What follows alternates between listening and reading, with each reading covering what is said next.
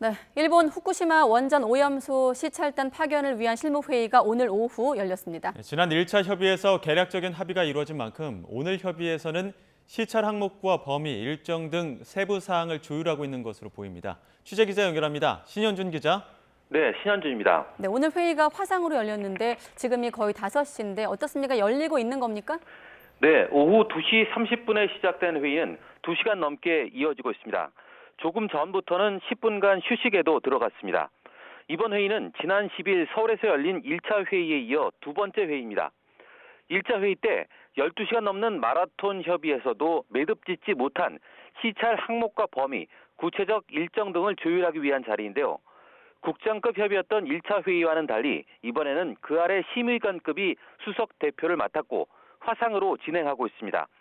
앞서 1차 회의에서 우리 정부는 방류 과정 전반을 살펴보겠다는 취지에서 보고자 하는 시설과 정보, 리스트를 일본 측에 매우 구체적으로 전달했습니다.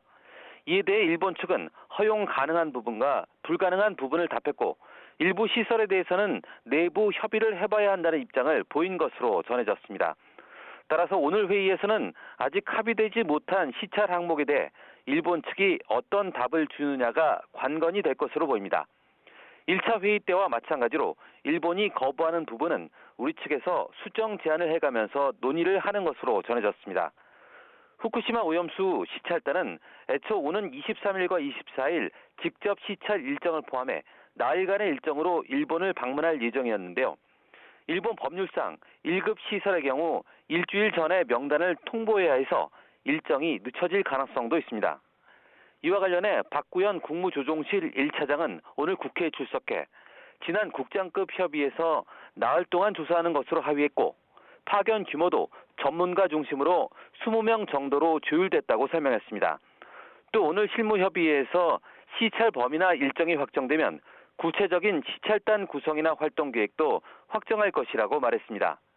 이와 함께 그동안 정부에서 과학적 기술적 검토를 해왔고 이 실효성을 높이기 위해서 현장 확인도 필요하다는 판단이 있었다고 설명했습니다.